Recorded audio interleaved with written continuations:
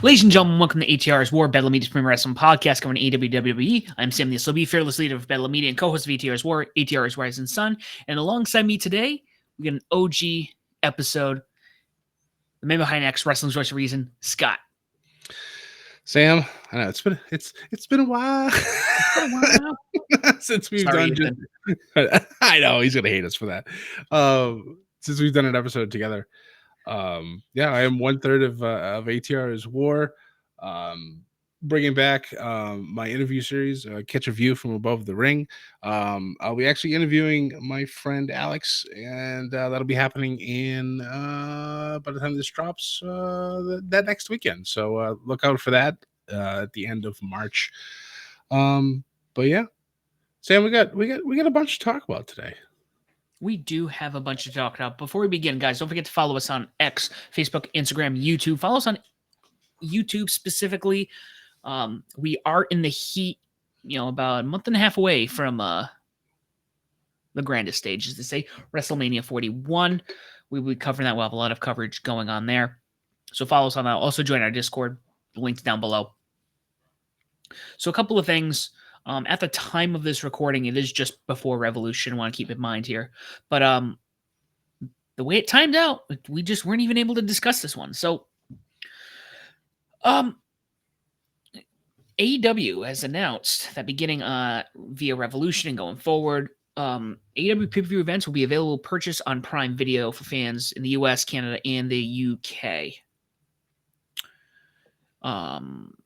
So March 5th, AEW and Prime Video announced today multi-year agreement to offer AEW pay-per-view events purchased to fans across the US, Canada, and the UK Kingdom, begin with the AEW Revolution. Deal represents a significant evolution, blah, blah, blah, blah, blah. These pay-per-view events join Prime selection. So really what I was looking for. It's going to include all tentpole events.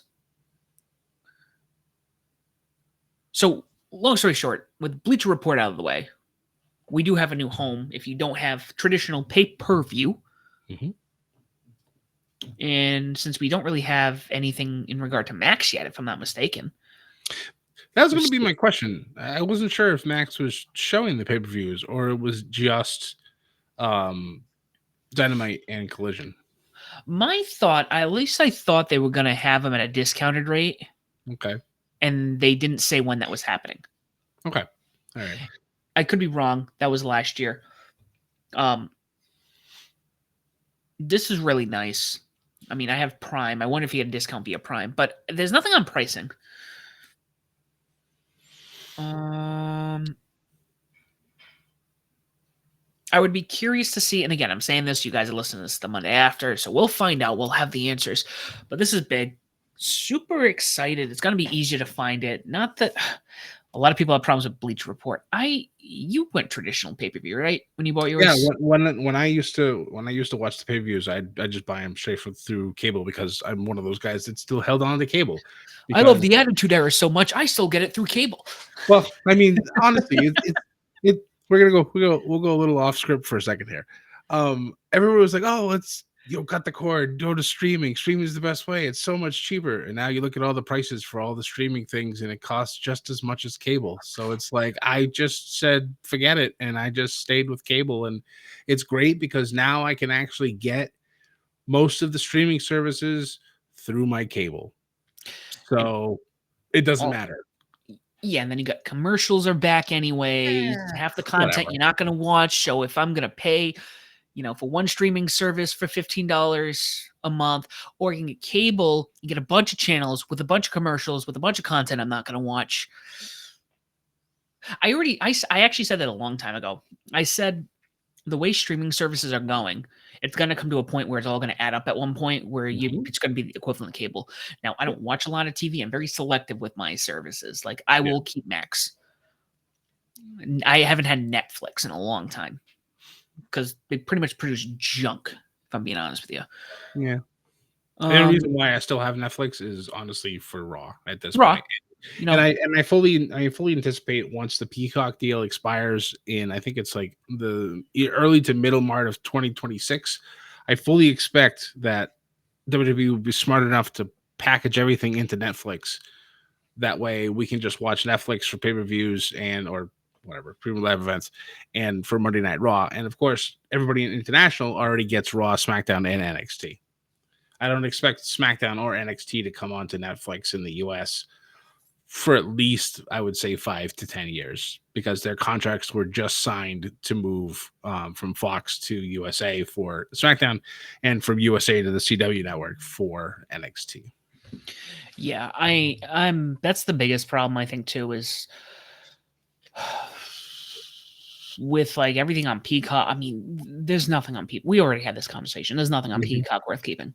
No, I'm very excited to cancel that once they make if they make the move, because I've watched nothing on Peacock besides the WWE pay-per-views. That's it. Yeah, the only thing I will say that I've watched on Peacock, it's around Halloween time when I go through every year I go through Halloween movies I've never seen before. Fair enough. They have a pretty good selection there, but that's 2 months out of the year. Right. Yeah. There's no need for me to get a little cat trying to get under here. There's no need for me to have that. So, and Amazon Prime's another one where I think they do have generally solid good content, but out of their original content, it's like nothing. Yeah. But this is nice. This is good. Maybe this locks them into a future Amazon deal. Maybe for Dynamite and Collision.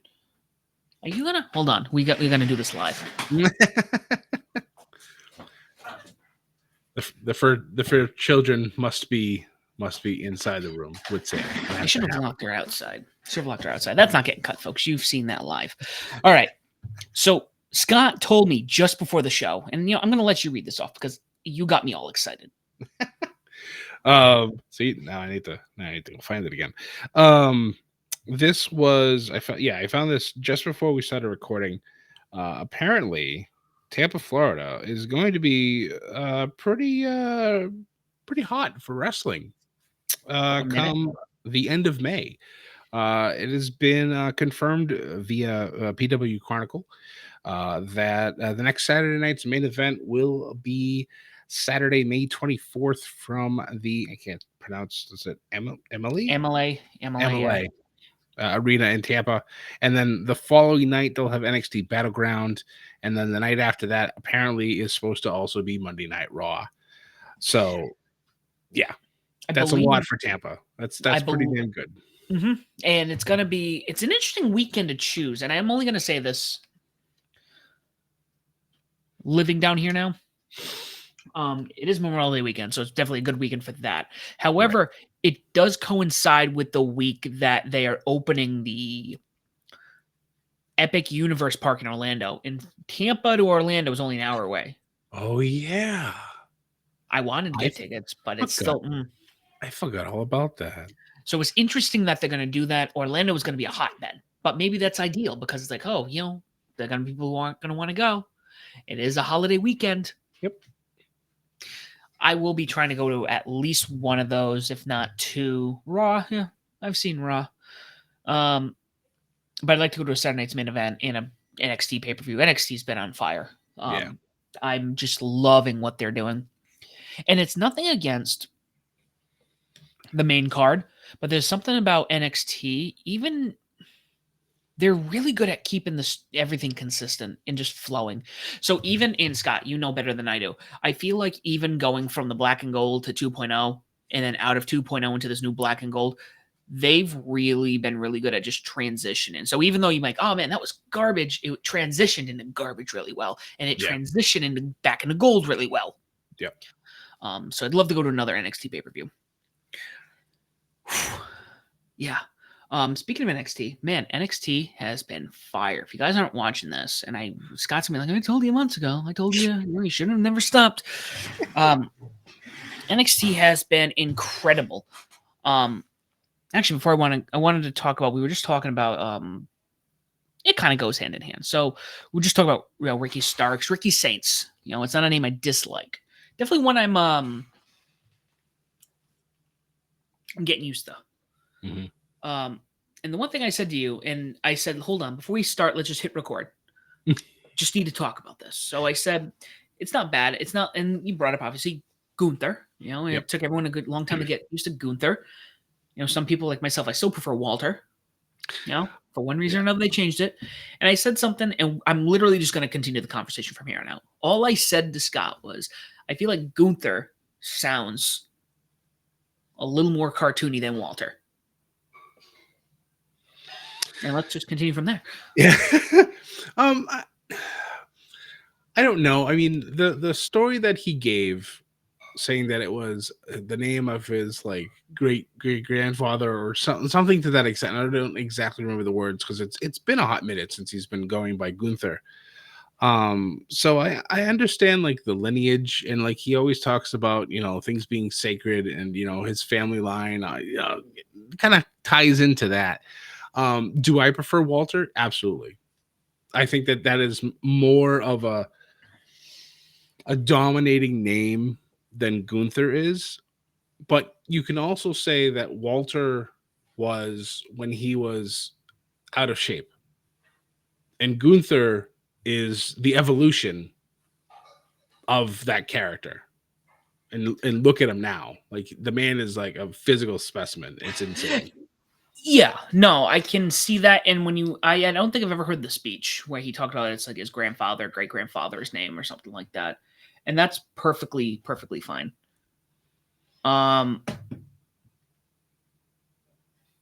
Interestingly enough, and this is going to go into where I want to kind of have this conversation. I think Gunther, and I think it's not even the worst era anymore. I think late 2010s, early 2020s WWE, no, let's say late 2010s, is probably might be one of the worst era. Ending of Vince's reign is like one of the worst eras of WWE. I don't even think the new generation is bad anymore. There's definitely a lot of trash in the new generation. Yeah. But there's a lot of things that came out of it. And I think Gunther, 30 years ago, you could have gotten away with it. It could have been like the Mountie, something like that. He would have been like a German wrestler, and he would have maybe been a little more, German, if you will, a little bit more character. Yeah. But it does what it needs to do. It's not bad. But what I kind of evolved into when I was thinking about this, watching NXT, I talk about characters and I talk about cartoony. The family, Tony D'Angelo. Yes. There is something about this character that I'm watching, and I do get a little bit of new generation vibe in like a good way. Mm-hmm. Where like, yeah, this is a character, but you're in, like Razor Ramon, Razor Ramon. You say, oh, he's a, or I'm trying to think of other good characters. Like when Mankind first came into the scene, or Undertaker during that time. These were characters. He was like cartoon characters almost. Right. Yeah, it's a television show, and I'm watching Tony, and there's something about Tony that I really thought about. We need more characters like Tony. I agree. 100%. And watching NXT for as long as I have, seeing Tony D'Angelo's evolution from just coming in being, kind of like the guy that comes out of the meatpacking district, like he's like a thug, like not like anything big, and then him transitioning into the dawn of NXT by defeating the man I have shirt I'm wearing today, Tommaso Ciampa, to kick him officially out of NXT. He takes over that persona. Then he starts growing his family, and then one of his family members gets fired, so they essentially throw him off a bridge. Like they kill the character without officially killing a character. And then how it kind of bleeds into that's happened multiple times now with other people, and they kind of like allude to Tony's family's the one who's done it. And it's to see, Stacks grow into the underboss. You have Luca, who's now the concierge, and oh my god, I forgot her name, and I feel terrible for it. Oh my god, I didn't get much sleep, so my brain is not functioning correctly. But Adriana, but something like that. But she was kind of like the business lady in the group, and now she's kind of dabbling a little bit with the wrestling as well. So it's like her character is still growing. But it's so nice to see that start to happen. And then you have this new family with Sean Spears that's now arrived. So, and I know that I haven't watched NXT yet, but I have seen what had happened, and I'm actually really happy that Sean Spears is now the North American champion. That man has busted his ass everywhere he's wrestled, and it's nice to see him finally get something good. And funny enough, his wife, former WWE wrestler, she's not back, but she was in the crowd when he won. So it's nice to see Cassie Lee back, in the area. So to bring Peyton Royce back on television would be absolutely. I loved the Iconics, and I would love to see them come back, even for a small thing or a Rumble surprise. I think would be fun. Yeah, absolutely. So I'm going to focus on Tony particularly because I do love the whole story, but there's something about Tony, and I want to bring it out. It's something that Tony does. It's something that Orange, you know what it is? I do like how we treat wrestling as professional wrestling. Yeah. There was a time, in the 70s and the 80s and the early 90s where these were characters that were blown out of proportion. These were Hulk Hogan, Macho Man, Piper, Rick Rude. These were superheroes out of, into real life. Yeah. The larger than life people. Yeah, exactly. And then we went from just characters. And then, actually not even just, we went from characters, and then the Attitude Era in some ways tainted it where, no, it wasn't even the Attitude Era. I would have to say it was probably post-Attitude Era, post-Wars, where everyone's a wrestler, and that's great. Don't get me wrong, the wrestling part is great, but everyone's got to be this. I'm a competitor. Yeah, I'm a competitor. They're not a wrestler. Yeah, everyone has this underdog persona. Everyone's just like, I'm just a wrestler, and I'm going to come out my gear, and I'm just going to say, I'm going to beat you. And I love the talent, but I just need a little more character. I use Orange Cassidy because he's a character. You don't look at we don't look at him and go, oh yeah, that's another man in trunks going to wrestle. It's like, oh, it's Orange. What Ricochet's doing in AEW, he was always really good as a wrestler. His character was always kind of like, it's Ricochet. What he's doing right now is what I'm talking about. Yeah, you don't just have. I'm a little behind in AEW, but the stuff that I'm seeing him begin to do, and I've seen clips online and whatnot, so I get where it's kind of going. I'm excited to get there when I'm able to catch up. But yeah, I agree. Like, he's doing some of his best character work that I've ever seen since, again, and I know I like to joke this, but since he was on Lucha Underground, this is his best character work that he's done. Yeah, just stealing the robe, and he just has this laugh, like just like very obnoxious. And Tony in his own way, he's just not like a mob character. Oh, he's an Italian mobster. It's all about the family, and he's gonna dress. He's gonna have the fedora. He's got the suspenders. Oba's a little bit like that, where he's He's Black Panther. Exactly. Or you got the. I'm not going to use them. I was going to see the two girls who are in AEW right now who kind of use this queen persona, but that's really it. The wrestling's like, all right. And they don't really have they have the image. They don't have the character. Okay. But I think talking about Megan Bain and Queen Aminata? Yes. Okay. Like, I do like the image, but I'm like, I need a character behind it. Tony. I can't forget Tony Storm. Just you're excited, like, this is just bonkers.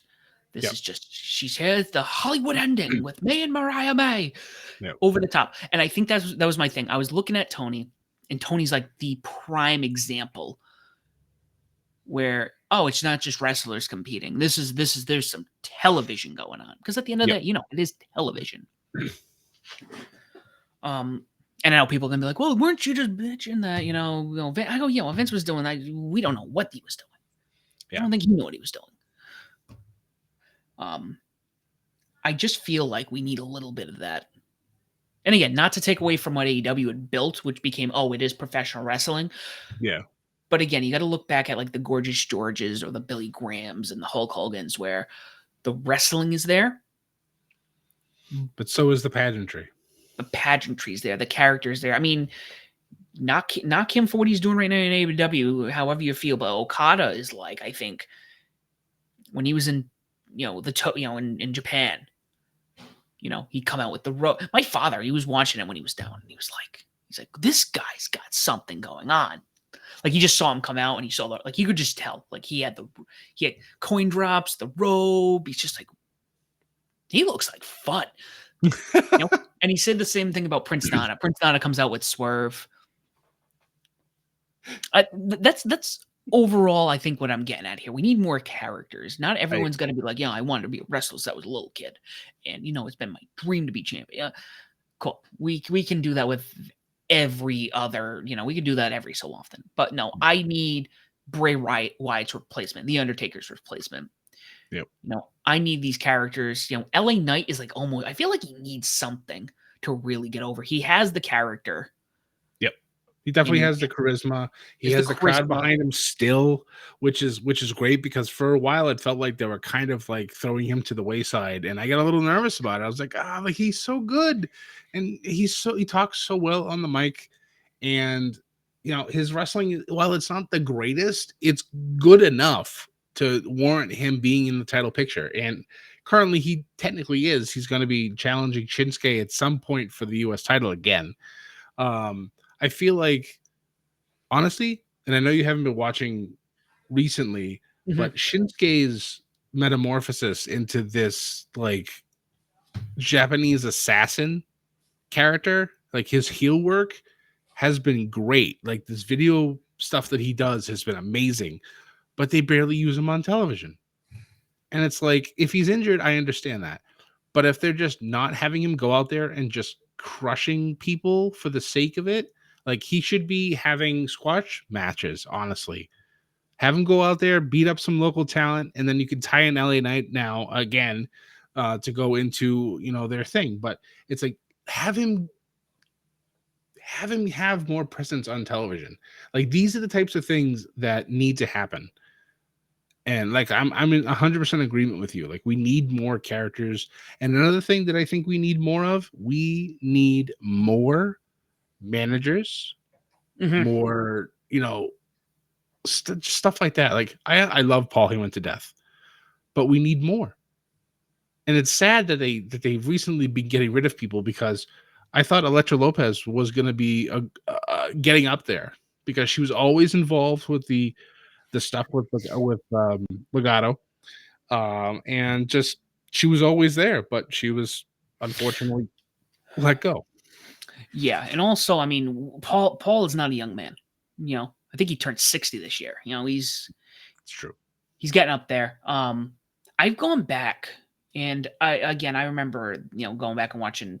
I didn't realize how in depth some of these men. I mean, you knew Captain Lou Albano, you knew Mr. Fuji, you knew Bobby Heenan, and I just be like, oh, they must. You realize how involved and how it worked, and I feel like this is something I think AEW does really well when they do have a manager, because Don is like involved with all these people, and he's out for this match, and then he disappears. But then the other people from the Callis family come out.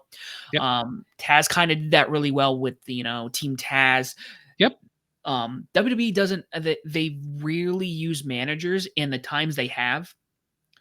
I mean, LA Knight, they were going to flop him with whatever he was doing. Yeah, exactly. With oh my god, yeah, exactly. What they were going to do with Adam Cole, rumored. That kind of stuff. Yeah. Man, a good manager, because yes, not everyone can talk, but you know who can? A manager. He's going to sell you. Yep. That's his whole point. Yeah, you need, and somebody who can, honestly, somebody who can shit talk. That's what they're good at. That's what Bobby was good at. That's what Don, again, my dream would be to have Don Callis and Paul Heyman. Oh, God. It would be wonderful. Even MJF. MJF hits that age where he can't wrestle anymore, or he gets injured. Imagine MJF as a manager.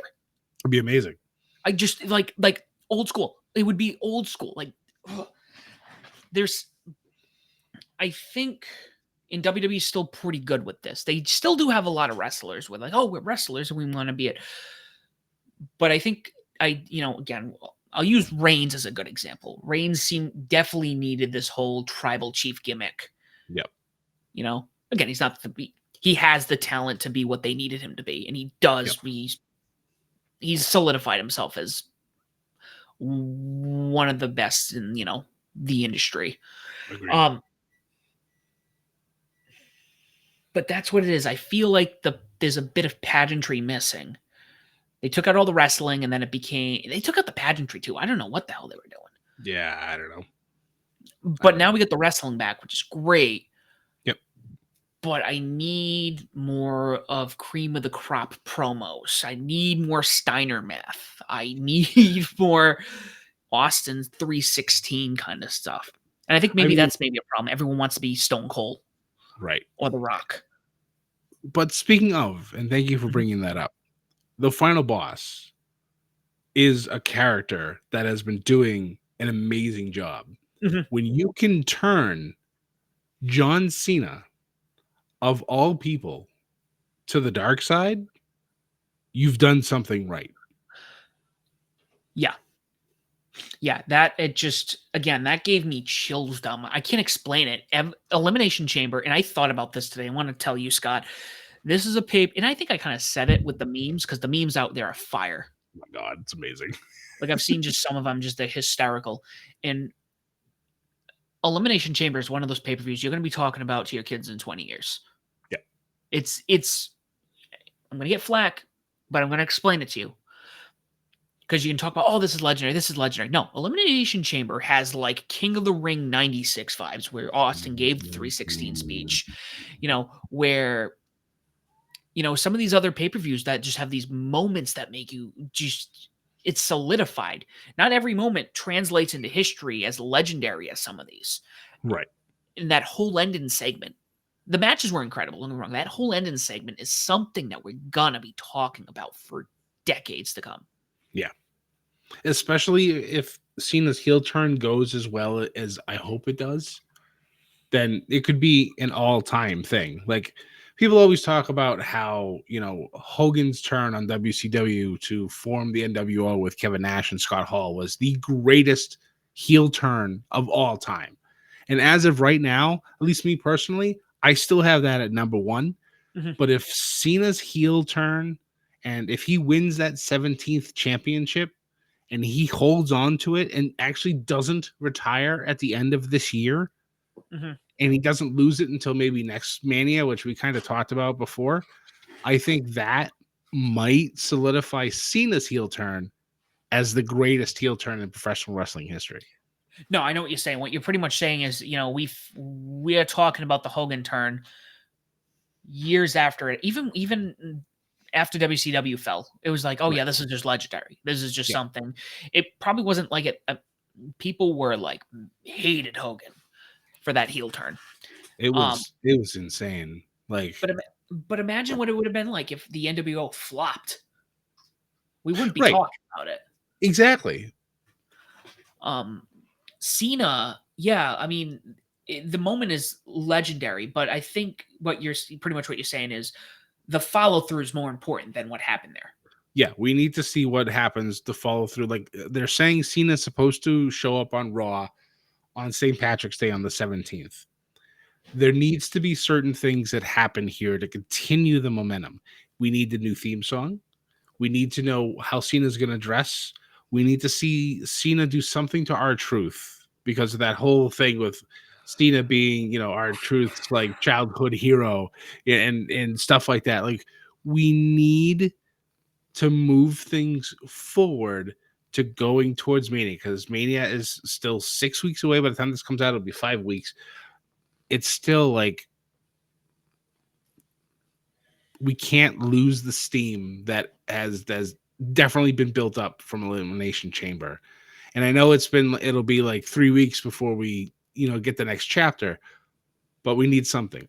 Although Friday Night SmackDown will be happening before this drops. So I'm assuming Cody will start off, building things as we go. So, and Cody can do a good job of selling a story on his own, but having Cena there will definitely make it must-watch television. And that's another thing too. I mean, you're talking about I know some people would say, and I don't know what you feel, Scott. I know some people feel like Cody's reign has been a little lackluster. You know, I can, yeah. I mean, I don't know what you feel. I hate to say it's because of like the lack of like. It's not the lack of competition because he's had great competition. To me personally,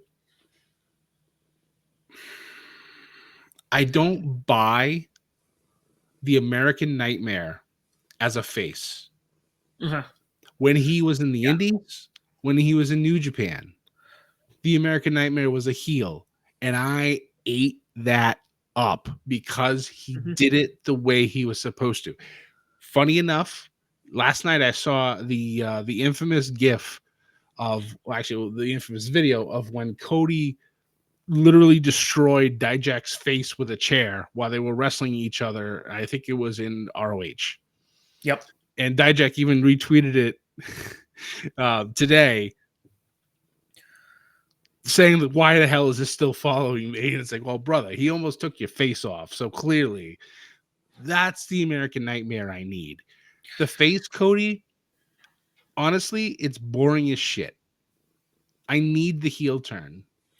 I need something with some substance. Like, I hope if he loses the title to Cena at Mania, that Cody cracks or he snaps and he just goes off. Maybe bring, I don't know. They'll figure something out, I hope. But I'm tired of Cody being a face. It's not doing it for me personally. But I'm also wondering, because I do like heel Cody. Heel Cody was great, especially also when he was in the Bullet Club, and then him and Kenny were kind of like Correct. this. Yep. I get that. I'm also wondering, and I'm thinking about this as, what made Hogan great? I think Hogan is the one where, honestly, and I'm saying this from retrospect, you probably could have kept Hogan as a face his whole career. Like I don't think there was anything you could have done outside of what they did in '96 to turn him heel. Like, just didn't matter. He just he was a face. And I'm wondering, when you look at, we'll just go through. I mean, WrestleMania 1, it's, him and Mr. T taking out Piper and Paul Orndorff. And, Mr. they Wonderful. disrespected Cyndi Lauper and, this and that. I'll skip 2 because 2 is like whatever. 3, I mean, the legendary, him and Andre. 4 was the tournament. I think 5 was the Mega Powers Explode. Yes. 6 was you had these baddies. You had these people where, oh, this is the end. This is it. Has Cody had the big baddie in the past year? He had this arch nemesis. He's had a lot of friends. Obviously him and Kevin, it's almost like his own mini Mega Powers almost. Right. But he hasn't had. Has he had somebody who, like, at Summer, I'll use SummerSlam as an example, where you're like, oh, wait, this is an actual threat. Again, you're going to have those meetings where it's like, oh, just these two wrestle for the title. Mini story. Not everything's going to be Mania proportions. Right. Yeah. But the big 5 still need to be big. So I'm wondering, has he had an opponent that made you go, oh, this is going to be good. This is going to be, like, really good. And I don't know how this goes up until now. Before he was champion, yes, with Seth Rollins. Okay. Since he's been champion, I meant sense, yeah. Kevin, I would say probably would be his best, but everybody's waiting for Randy. Yeah, so that's what I'm talking about. So you look at somebody like Kevin, because was that the Rumble where you thought Kevin actually got injured with that bloodbath they had? Yes, when he got powerbombed through the ladder, and that kind of led into the unsanctioned match he just had with Sammy, which was outstanding. Oh, incredible! But that's what I'm talking about. I think maybe, and again, it goes back into the conversation I think we've had. Heel title runs are incredible. Face title runs, it's for faces, it's always about the chase. When they have the title, it's whatever. Unless you do a Hogan thing where it's like 1991. Oh no, Sergeant Slaughter is siding with the Iranians and the Iraqis. Yep. He's got to stand for that kind of stuff. And I feel like yes, now I think we're going to get that with Cena and The Rock. Yeah. You know, you kind of got that when he won the title. And with Kevin Owens, I guess, yeah, maybe that's, but I think you need more of that. And that's just not for Cody. I think it goes for any face champion. Mm-hmm. You need to have the baddies. You just can't be like, oh, I'm going to challenge you for the title and then shake hands after. I get the shake hand. The honor thing works. Yeah. I get it. But for the storytelling, maybe it's something where Cody definitely needs the Cena moment. Is this the end? Is Cody, you know, that's how we felt going from night 1 and night 2. Yeah. 40. Yep. Oh no, they won. So Roman gets what was they won in Bloodline rules.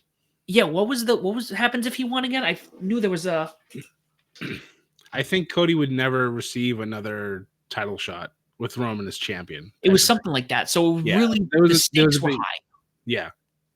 And I know we talk about it all the time where it's like, well, we see it all the time. I go, yeah, you got to really make those special moments. Yeah. Like, when is it? Has it happened? No, it's this week. Was it Obafemi and Moose? Correct. Is that the match I'm thinking of where winner takes all? Yeah. No, it's just for the NXT title. Which one was it? What the winner takes all, I thought was the tag team. No, that's just for the TNA titles. It's the women's match, Julia and Stephanie Van Kier. Yeah, that's so the winner takes all match. Yeah, so in that particular case, that's where you like. Yeah, Julia and Stephanie Van Kier. Yeah, can't speak. But those are the ones where you can't do it for everything. But like I don't know. That's my thoughts. I'm wondering if Cody maybe this goes back to what I'm talking about, Scott. Everyone's got to be, the underdog wrestler. Right. I want to be a wrestler when I was a kid. No, we need some you need the Tony D'Angelos. Yep. You need the family. Those are the ones who it's not just about winning titles anymore. There's a lot more. Infinity War, Endgame. Mm-hmm. Your Avengers movies. That's what these essentially are. Yeah, it's true. It's damn true. All right. We got from time this drops, we got 5 weeks to Mania. I don't know. How are we feeling good about the card? I mean, there's only, if I remember correctly, there's only the 4 main titles as of right now, and even some of those are in flux. Like there's rumors of Bianca and Io's match turning into a triple threat with Rhea getting involved. There's the possibility of Randy versus Kevin Owens. There's the possibility of Seth Rollins, CM Punk, and Roman Reigns.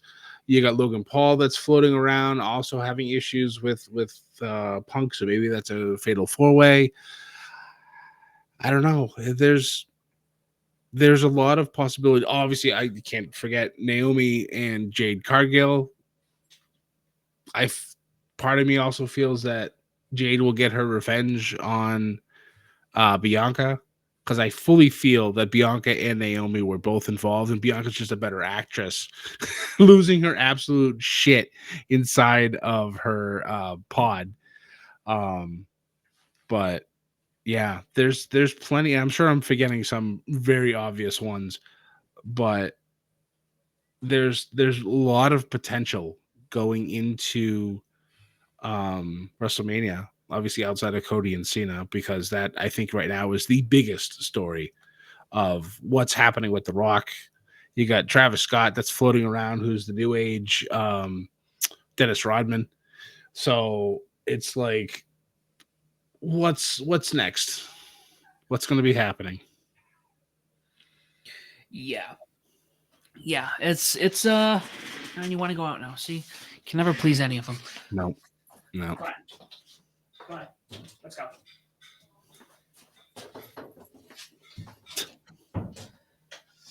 Do you think we get a TNA match at TakeOver? TakeOver? Stand and Deliver. Sorry. I mean, I still want to call them takeovers. Or at least I think so.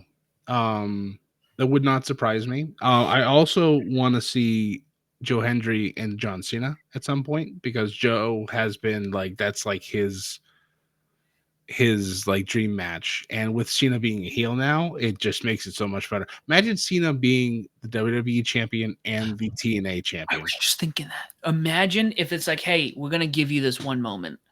We're gonna put Cena on TNA TV Yep. or involved with TNA. Just imagine, Yep. like again, you talk about the whole Kenny Omega thing again. Right. Exactly. It just, oh, man. I part of me, I don't know. I keep hearing things that WWE is eventually going to buy TNA and absorb them into the company. I don't want that to happen, honestly, but I definitely see a lot more interaction between the two. Like we can definitely see TNA wrestlers on Stand and Deliver challenging for NXT titles or even having their own matches. Like you could have an X division, like you can have a Destination X match at Stand and Deliver, right? That it's like the possibilities are endless with this deal, and it's so much fun to see happen. And you know, I wish time would give me the option to be able to watch a lot of this stuff more often. That's why we have Ethan. Right, exactly. But NXT is almost must watch television. Yes. Yeah. Yeah, so good. So good. Yeah, so I think that pretty much sums it up. Is there anything else? I can't think of anything else. The other thing that I noticed before we started recording, there's possible rumors, and I know we don't like to talk about rumors a lot on ATR, but I feel like this is a nice one that I hope is definitely going to be true. They're stating that WWE is considering a second Evolution all women's pay per view or premium live event slated for July 5th. And I think that would be great because I really enjoyed the first Evolution. It was a big deal for the ladies back then, and I'd like to see it become an every year thing. The boys don't need to always wrestle. Let the girls go. There's plenty of them out there that wrestle for Raw, SmackDown, and NXT. Hell, you could throw some of the TNA knockouts in there too. I mean, there's plenty to do. Let them There have their night to shine. Yeah, I think it would let them all be showcased. Yeah. Um do we know the source on that? Just out of curiosity, the rumored source? The I have to find it again. But it was somebody that we've definitely looked at before. Let me see if I can find it real quick. Live on the show. No, I think that would be a good for them. I didn't watch Evolution when it was on. Or did I? I don't remember. It's been a while. Uh Yeah, I've seen it on Pro Wrestling Finesse. Sportskeeda has talked about it as well. So I mean, these are people that we've talked about them in the past. So I really feel like that would be really really good for especially for the morale of the girls. Keep things going because I know there's been a lot of talk recently that the women are not getting their fair time on television on Raw and SmackDown, and I've seen it. It's not a lie. So having giving them another premium live event to go out and actually showcase their talents, I think is a good gesture of faith that Triple H can give to the entire female locker room. yes. Yeah, I would definitely. Yeah, they just need. I think AEW is the same way. I mean, they're even worse for some reason. They don't like women on TV. I don't know. Unless it's Tony Storm and Mariah May. And actually, you know who's coming back? I see a bit of is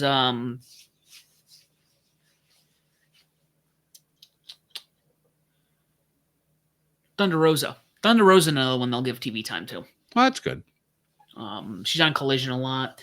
again, another character. I mean, she's a wrestler, but she's playing the, I'm from Mexico, and she comes out with the flag, and she has her face painted. Sorry, I got like scratchy elbow. My girlfriend's a scratch. They're just dry. I think it's being on the desk all day and they're just getting rubbed up. Yep. Yeah, I think there should be more of that. I know, what's the promotion? Are they even a promotion anymore? I know they were having issues. Who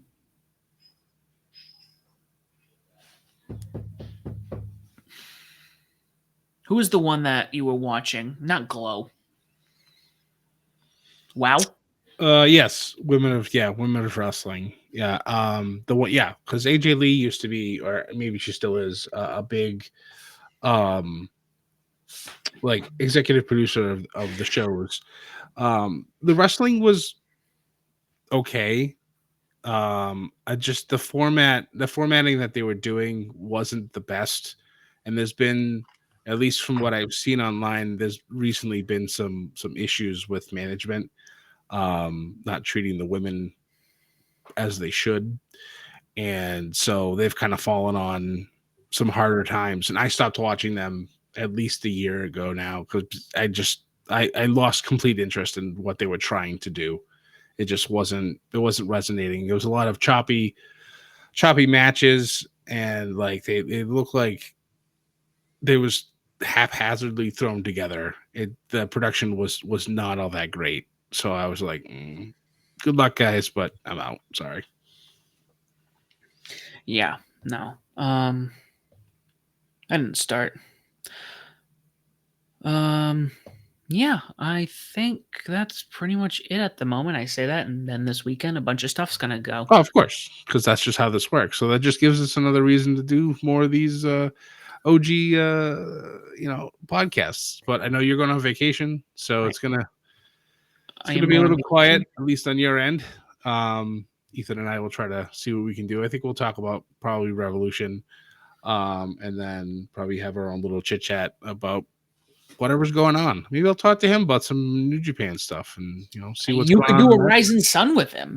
Just maybe. Be like, see what he wants to chit chat about there. Yep. But Scott, before we head off, why don't you tell people where they can find you at? You can probably find me pretty much everywhere as Scotty J Stream. I'm on Facebook, on Instagram, on X. Also with the release of WWE 2K25, which actually, as of today, well, as of this recording right now, it will be coming out Thursday. So depending on how much time I get this weekend, maybe I'll do a review for us and see how things are. Maybe get on that Twitch. Yep. Maybe you can hopefully, with certain people showing up in that game, maybe they'll release the Octagon. Not the Octagon, the six-sided ring. That'd be fun. Put ATR in the Impact Zone. Right? I mean, Abyss from TNA is going to be in WWE 2K25, and I absolutely cannot wait. The roster of DLC stuff is actually pretty damn good. There's a couple that kind of make me scratch my head a little bit. They have a couple celebrity spots, which I'm assuming is probably going to be going to Travis Scott and probably Bad Bunny. But there's one that's going to be having 3 undisclosed NBA stars. And I think I know who they're going to be because they've shown up on WWE television already. But this is 2K just bringing their 2K basketball people over to wrestling. I mean, they got the models.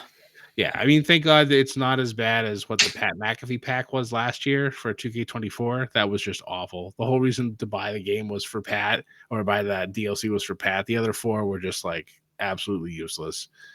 So, and a lot of people complained about it. So, but everything looks good so far for this year. I'm excited to play the game. It technically comes out at midnight tonight as we record this. So I might be up a little late, even though I've been up late the last couple of days. We'll see what happens. Friday will be fun. Yay. No, it's technically I'm on vacation as of we finish up this recording. I'm just going to be reading. So there you that's go. My thing. But guys, you can find me on X as the SB Official. I also run the Bedlam Media X account, media_Bedlam. We need to really just bribe that person who has that handle to give it to us. Seriously, I keep looking all the time. I'm like, you haven't been active in like a decade. Please just give up the name. I want it. We do. You can find us on Facebook, Instagram, and YouTube. Don't forget to follow us on YouTube. Subscribe. We're on all streaming platforms. If the one we're not on, please let us know. On your streaming platform, please make sure you like, share, subscribe, leave a comment, leave a review, tell people why Above the Ring and Better Media the podcast if you're choosing and why they should listen to us as well. Guys, thank you so much for listening. We are out of time. And as always, do not forget to join the Bedlam. Thanks, guys.